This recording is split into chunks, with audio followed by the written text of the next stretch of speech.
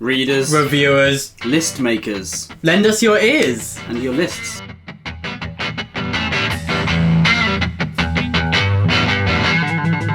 Welcome back to the channel. Today, myself, Will, and my lovely brother Ed, we are going to be talking on this Brothers Gwynne channel about our top 10 non-fantasy books. So, I'm surprised you managed to squeeze in a little bit of schedule to film with me, Will.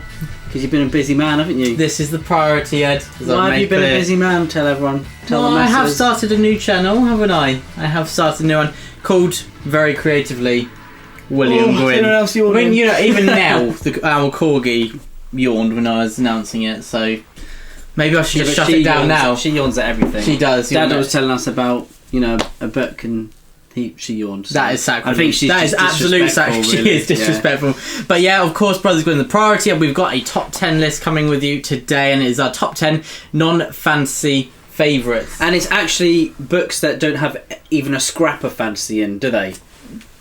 Well, they twisted the rules. They can't be historical fantasy, and they can't be like Greek retellings with fantastical elements. But I have included like horror. Oh, okay. Like, so vampires. Yeah, or if it's like Stephen King, then would you guys consider that as fantasy? If we were going to do a non-fantasy list, maybe you should have a backup in case. Yeah, please don't say yes because I'm going to have to change my list otherwise. But yeah, there we go. But you can have a backup. Oh, thank you. If I didn't choose this, I'll choose this. That is really kind of you. Thank you. Should we start with you? Your number 10. Number 10 for me. Non-fantasy favourite. Non-fantasy favourite. Right, we talk about fantasy so much on this channel. It's we do. It's hard to get this rid of. Is number 10, and it has to be a Viking book. How could it not? And it is Giles Christian's Winter's Fire. This is book 2 of the Rise of Sigurd trilogy. So Giles Christian did a trilogy, the Raven trilogy. Can I say trilogy anymore? And he did a trilogy set in the Viking Ages, and it was a great trilogy. And then after that, he did a prequel trilogy set with one of the characters in the original trilogy. And this is book 2 of the trilogy. It sounds.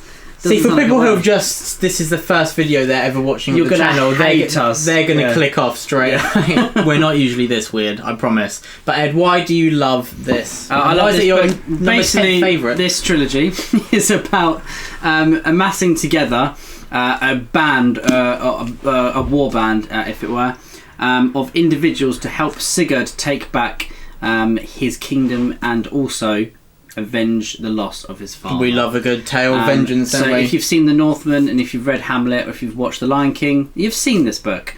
But this has no lions in. But it does have wrestling. It does have red beards. It does have ravens. It does have Odin in. And it also has a lot of spears.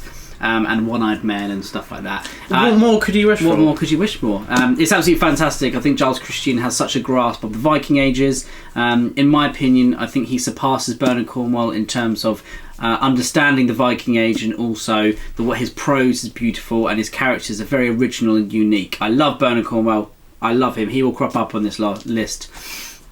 But I think, spoilers, out of pure enjoyment, Winter's Fire is probably my second most favourite Viking Age book.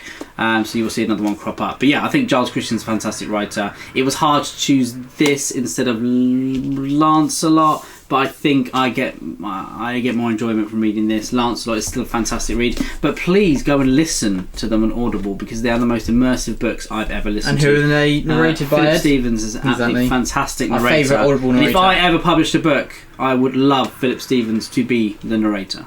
That brings me to, we forgot to say a rule of this video was one book per author. Exactly. Because I had a few by different authors and then Ed came along and he had to ruin it and I had to redo my list. He said, well, actually, we should do one book per author. You said this last time. So yeah, I had to agree this time. Yeah, so sorry. I had to make a sacrifice. But now onto my 10th favourite non-fantasy favourite book of all time. It'll probably change by tomorrow, but today it is The Wolf Den by Elodie Harper. Sorry, just whipped you with the ribbon. Oh. See, not only is it a ribbon as a bookmark, it is also a weapon of mass destruction. Mass destruction to your eyes, it appears. My orbital area. Orbital area. But yeah, The Wolf Den, this is historical fiction by Elodie Harper, set in 74 AD, and it is about a group of women who are slaves and forced to work in a brothel, and the brothel was called The Wolf Den, hence where the name comes from. Surprise, surprise. So this book, one of a trilogy. There's 2 installments out. The third one is coming out next year, and Elodie Harper is a absolutely fantastic writer. Regarding her prose, it's really smooth and languid, and very accessible, incredibly easy to read. And she has this way of conveying so much meaning within just a few words. Yeah, a handful of words, and it's just and it conveys so much emotion. I think her writing is full of emotion. Yes, and she has that kind of melancholic. Has a wow factor. She does. It's a bit like Neil Gaiman, where he has, like you say, this melancholic factor. That's a bit lyrical at the same time. It's just making its way through the book. And you're just following it on the journey. And as you read, you get sadder. Yeah, this is a book that fills me with melancholy and dread and fear and sadness. And guess what, though? There is a really tentative, small, tiny, fragile element of hope. So, yeah, don't say I don't include some happy books on my list. At least it's got a fool's hope, in the words of Gandalf. Or Mike Shackle.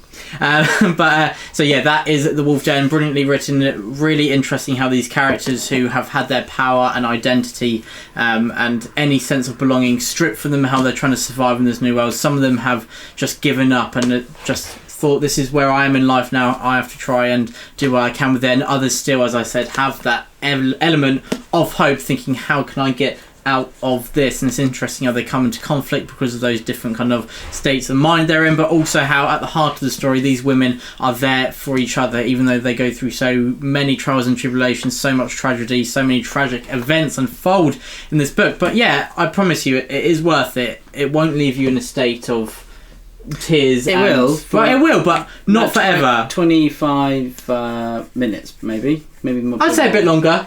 25 years. Yeah, around that. You're 26, so maybe you'll get out of it soon. But yeah, that is The Wolf Den by Elodie Harper. There it is. My number 10, my top 10 non-fantasy favourites. So hard to say, isn't it? Tongue twister for you. Number 9 for me must be Bury My Heart at Wounded Knee. This is a non-fiction by Dee Brown, and this is probably the most important book that I think I've been pushing onto people, saying that people should read. I think it is a non-fiction about the stories of Native American interactions with white Anglo settlers since Columbus landed in what is now known as America at the very tail end of the 15th century. And it is full of heartbreak. It really makes your blood boil, this book, and you see the true extent to relations between the Americans, the early English and other Europeans as well, and their relationship with the Native Americans. And it is a harrowing book because it is full of just such horrible details, where each is kind of taken short stories basically, but they're written in a non-fiction manner, and all of them end the same way of treaties being broken and hope being dissolved and people dying, innocents dying because of the greed of people of Manifest Destiny. I think it's such an important book to read, though, and I think if anyone wanted to read any book on Native Americans, and this is probably the pinnacle, I think. This was considered to be the pinnacle anyway, and I definitely agree. I really want to read. There's another couple of books that are really important, and they're high up on my list, but this is the one that gets recommended to me every time whenever I talk about this subject. And it's a book that really has made a huge impression on me. It's made me see lots of things differently, and this is the only non-fiction that will crop up on the list as well, because of how much the importance I think that I hold it. So I think it's definitely recommended that you guys should read this, especially if you're interested in that period of history. And it's one of the many books that you've recommended to me, which is very high on the list. It's getting closer and closer to me picking it up. So it should be your next read then. It should be. Number 9 for me is Let the Right One In. So this is, as I said earlier, horror, but it's not in the fantasy genre, so we're allowing it. So yes, there may be some blood-sucking monsters in this book, but it's a brilliant book. And the question is, who are the real monsters? Like, you've got these creatures that are, as I said, sucking the blood out of people, but literally, this is a book that shows the full scope of humanity, and mostly and humans suck the soul out of each other, don't they? They do, metaphorically. And so this is a book that, whilst there are some nice people and they do some nice things, it's not it's not so cynical to the sense that everyone is just a terrible piece of work full of evil and greed and avarice and all those terrible things. There are 99%. Yeah, there's one character who does one good thing, but don't call it. You can't say it's not balanced. But this is any such thing as a good deed. Do you think? Well, there's the question, isn't it? Well, we always feel some nicety. I'd say it's still a good deed. Name one. It's like, selfless. Well, yeah, selfless. That's a different question. Good Selfless because when people say donate to charity, it's about that good feeling themselves as well. They do it for themselves. Yeah. Well, I wouldn't say they do it for themselves, but there's always an element to it. What do you? Philosophical question. Can you think of any selfless good deeds? That's the thing. I can't off the top of my head. Wow, so I didn't realise when we sat down for this video we'd be getting into that philosophical side. But let the right one Let's talk in. About stoicism. This has been adapted into 2 films. I have not watched the Swedish adaptation, but I've heard is great. And then there's the American version, which is directed by Matt Reeves, who also directed The Batman, which we've really enjoyed. And Planet of the Gorillas. War for the Planet of the Apes, the third and finale to that trilogy. You only did one of them? Yeah, the last one. I haven't seen that one yet. Which is the best one, in my opinion. It's one of the best ones I've ever watched. Like number 2. It wasn't as good, but I'd say 2, I like 1, the first one when everyone's 3. happy. Yeah, and one of your favourite actors as well. But yes, we have just what was the word? Gone on a tangent. But so Let the Right One In. It's about a boy who is being bullied, and there is a girl who he sees at night who's never seen a Rubik's Cube before. I wonder why he only sees her at night. But this is beautifully written. I'm not sure if eats the Rubik's Cube. I'm not sure if there is something about maybe the language, Swedish language, being translated into English where it goes very well, because obviously there's the girl with dragon tattoo is originally Swedish. And all that. Yeah, I'm not. So maybe because it does come across as very lyrical in English. So yes, exactly. But they're cousins' languages. Very nice. But yeah, so it obviously translates English very well because it seems very lyrical, really well translated, and that really helps the reading experience. Because this is a beautiful book that is full of the contrast between beauty and savagery, which is something we often remark on with Cormac McCarthy, don't we? Mm-hmm. So that may be coming at some point. Very McCarthy-esque. But yeah, that is Let the Right One In. Sorry about all the tangents. It's meant we've been talking about it for a very long time. The next one for me is, this is number 8 now? Yes, This is The Proud Beast by Robert Lowe, my favourite Viking Age work, and this is book 4 of the Oathsworn series. Robert Lowe was a reenactor, so maybe that's why I love his book so much, because it is imbued within these fantastic details and little niche pieces of information that really make me smile, make me very happy. But also I think the story of the Proud Beast is so hard to top. The characters that Robert Lowe has carved through the last 3 books before this, it all comes to a head here, and the payoff is so worth it. You've really got this sense that you've fallen, maybe not in love with this band, but because they do some really bad things, but you really like spending time with them. You see them as people rather than as historical figures. You see them as real, and they are very, very flawed, very, very human, and they do make a lot of mistakes, but there is so much emotion, especially in the first half of this book, where I was brought to tears at least twice. And Orm, the young chief, almost a Jarl, but the young chief of his crew, is forced to make yet another hard decision that means that they shall be on the move, and it is a breathtaking piece of literary work about the Viking Age, because I think Robert Lowe writes about the Viking Age so well. He really has a grasp of the language, and like I said, all those niche little details that make geeks like me really happy. And he's also got such fantastic action. If you love Bernard Cornwell's action, you will love Robert Lowe's action, because it is absolutely brutal, but also always about the characters. And it's not like, I think Uhtred, obviously he's walking around swinging, lopping heads off and all that kind of stuff. You probably won't get that here. Everyone's a little bit more realistic, but it's the payoff is much bigger. It's much bigger. I thought you were just going to leave it at the payoff there. But the payoff, it's something I'd say about Robert Lowe is, of all the authors I've had the joy of reading their works, I'd say he's one of the best, if not in the top 3 really at dialogue.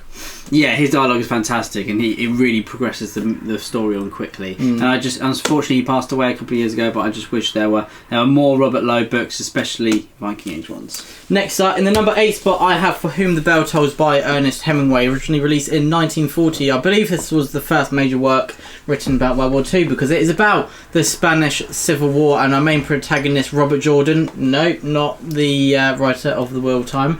Robert Jordan is an American volunteer who is put in charge of blowing a bridge up in Spain.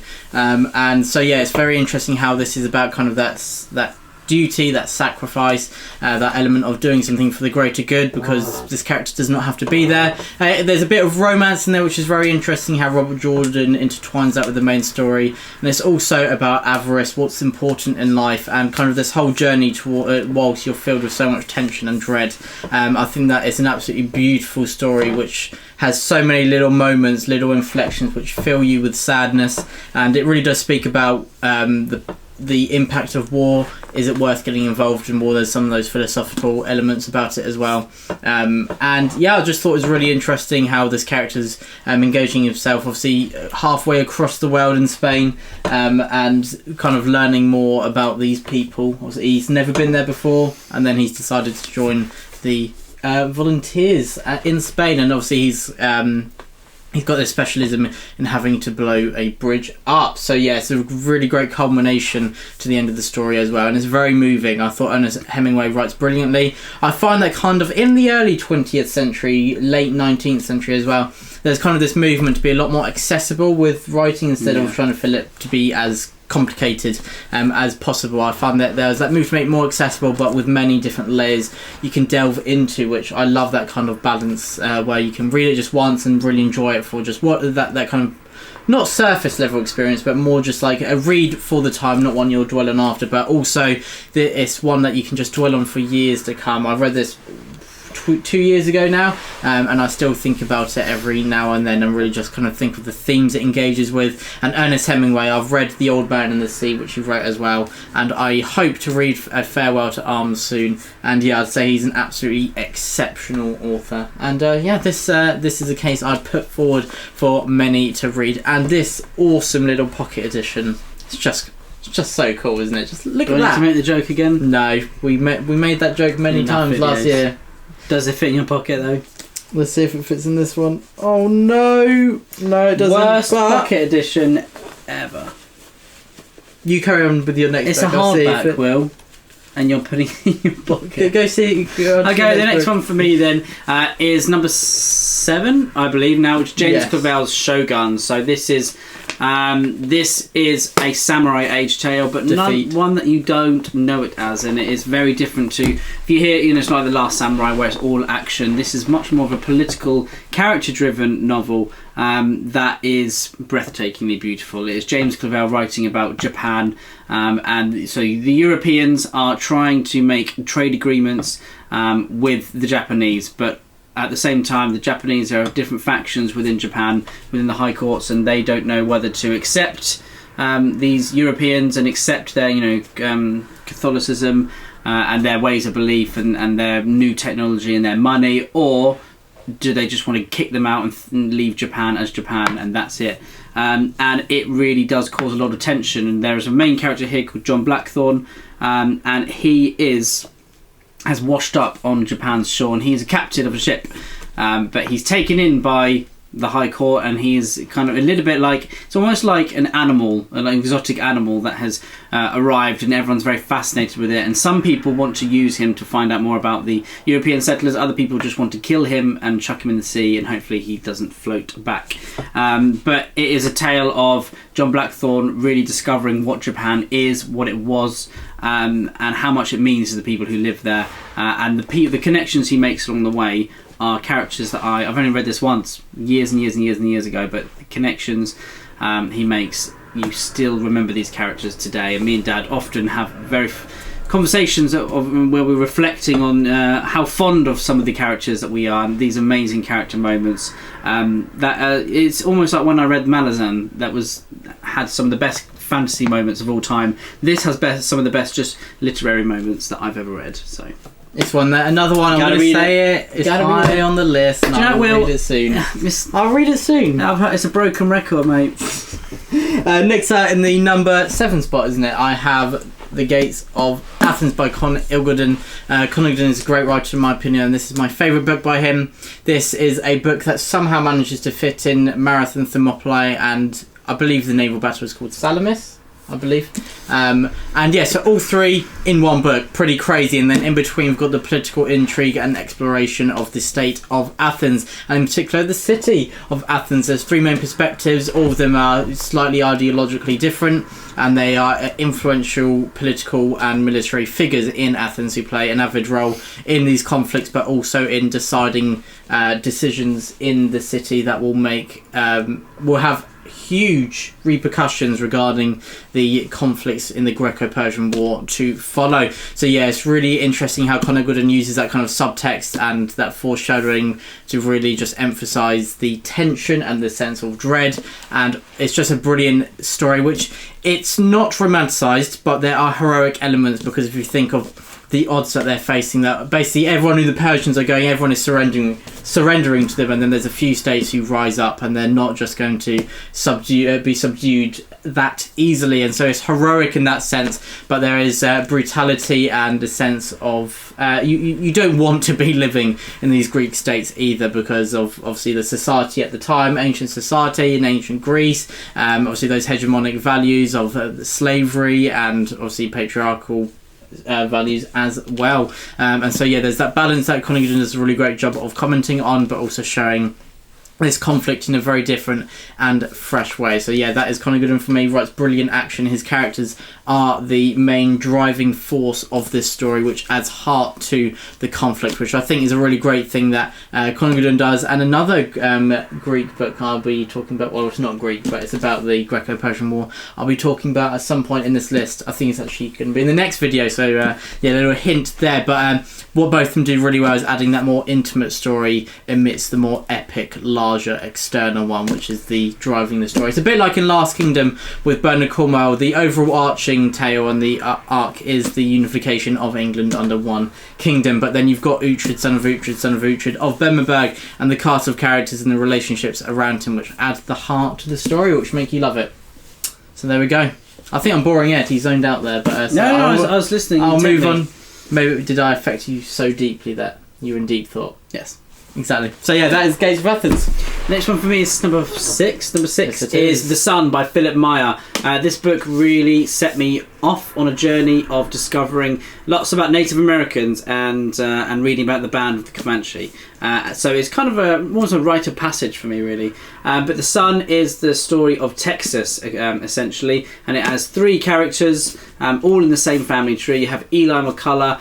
As a young boy, he is captured by a band of Comanche, kidnapped, and he is indoctrinated into their band, and then he lives his life. So that is the most amazing storyline, one of the most amazing storylines I've ever read, and it was just full of such intense writing. Philip Meyer really captured the way that these people lived, and he just made it so breathtaking to read that I absolutely fell in love with it, but also was fascinated by the horrific details as well. It's something that I still find very fascinating.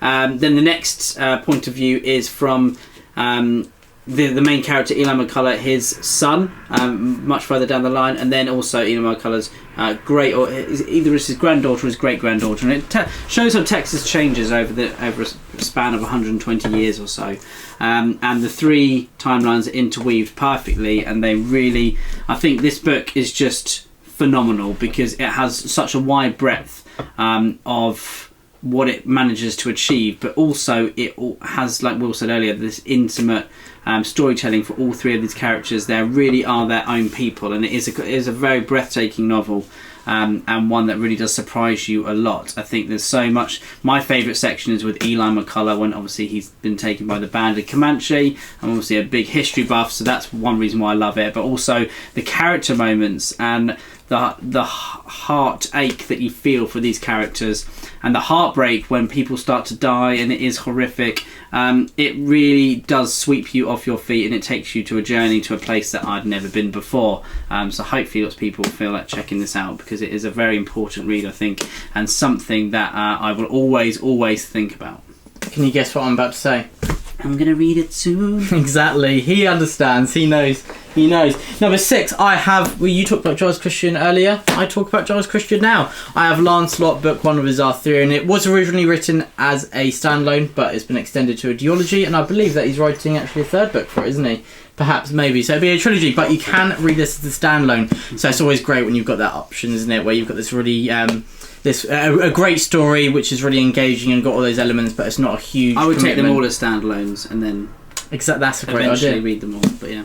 You were the great ideas today. Very nicely done. So yeah, Lancelot is an Arthurian retelling which, after reading Bernard Cornwell's The Warlord Chronicles, I thought I would hate and despise and want to hunt down Lancelot for the rest of my life. But coward, isn't he? Child. But yeah, anyway, but Giles Christian somehow managed to present a fresh Arthur that made me think, hey look, there is a take on Arthur which I can like him. So yeah, that was a great feat on its own. But yeah, this is a Beldung's Roman, a coming of age story. We see Lancelot as a child and as he grows into a man, and that when that is done well, that can really add an extra level of engagement and investment, and that kind of extra level of emotional detail that you're really just invested in, doesn't it? And Lancelot does a great job with that. Giles Christian is fantastic at creating characters that you feel really engaged in because you see the mentality behind them, and you're really feeling for how these characters grow, and you know some really bad things are going to happen. I mean, Lancelot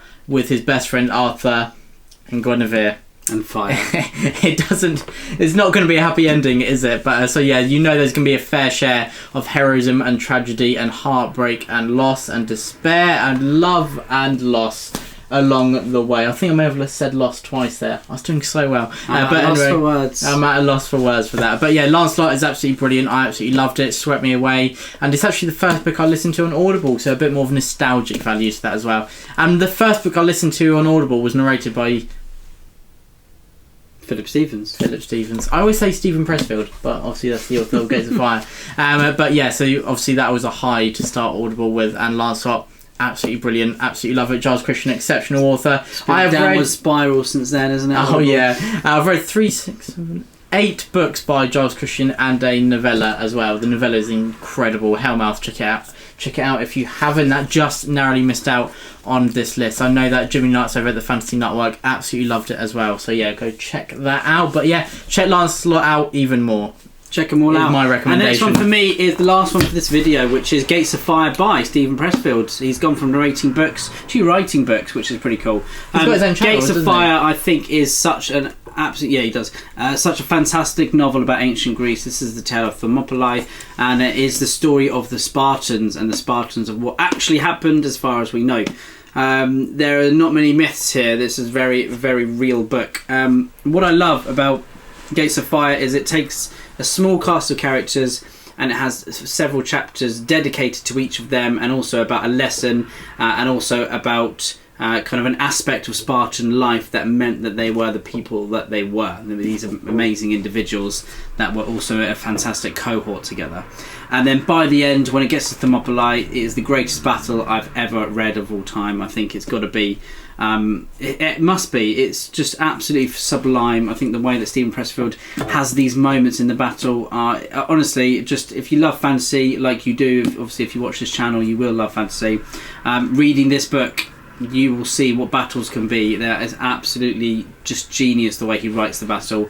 Pretty good. And the moments that happen within it, where the characters, things happen to them, and it is just so emotional. It is full of heartbreak, but there are also some really spine-tingling moments with the characters where they really show themselves for who they are, and it really surprises you. And it is another book in good that and bad just ways. feels like a masterpiece. As soon as you open the first page and you start reading it, I had the sense that I just knew this was going to be one of my favourite books ever. You know, sometimes I consider this to be my favourite book. Other times when I make a list, I think, it's so hard. Yeah, I am isn't it? very surprised that It is, yeah, number 5. I think it's just the mood I'm in, but also at the same time, I need to probably reread it. I've only read it once, but that shows how amazing it is, because lots of these other books I've read quite a few times, but this book I've only read it once, and it is so high up on the list as well.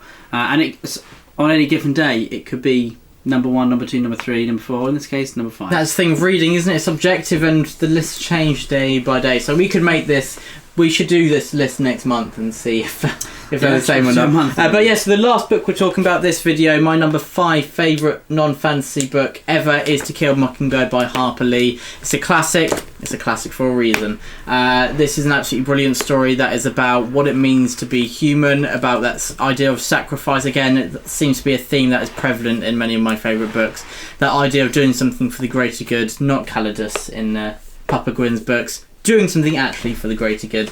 And yeah, it's really interesting kind of how that's balanced between the relationship or the coming of age story between Scout. I believe her brother's name is Jim. It may not be, I might have got that wrong, but then their father, Atticus Finch, who is a lawyer, and he is trying to raise his children to be true to themselves, but also to try and be morally good and try and uphold what is right instead of what society deems to be right. And so yes, it is also a book about racial injustice and prejudice, and there are scenes that bring you to tears, some out of just absolute depression, but others out of just, they're so impactful in kind of, you see the bright side of humanity even when it's shown at its darkest. I think there's a brilliant balance there, and Harper Lee just really struck gold with what she wrote in this. Everything clicked with me. I love how these characters grow and how Scout grows into the person she is. It's a monumental book, isn't it? Oh, exactly. It left such a lasting impression upon people from all walks of life. Oh yeah, it's a household name, isn't it? Yeah, and it's resonated with people over generations, and it's the films that have been adapted. Some of them are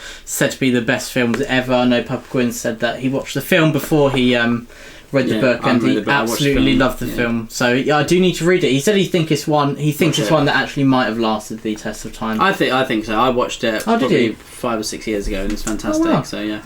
But what, the old black and white one or the new one? Because I know Rafe Spall was apparently in the new one. What? I know there was a new one. I know. I looked it up. I watched that. No, I watched the original. But yeah, the original is the one I'm talking about. I've seen the monologue. I was looking at monologues, and Atticus Finch's speech. Wow, incredible. But yeah, I'm sure I don't need to introduce To Kill a Mockingbird to any of you, but I'm talking about it, and I'm sure thousands of people have said why they love To Kill a Mockingbird and what makes it great, far more eloquently than I. But yeah, that is some of my William Gwynne's thoughts. Very nice, thank you, Will, and thank you to everyone watching our list of favourite so far non-fantasy books. This was number 10 to 5. We'll have the rest in the next video coming or maybe out, actually it might be the video after that, as in the next video of this. Oh, right.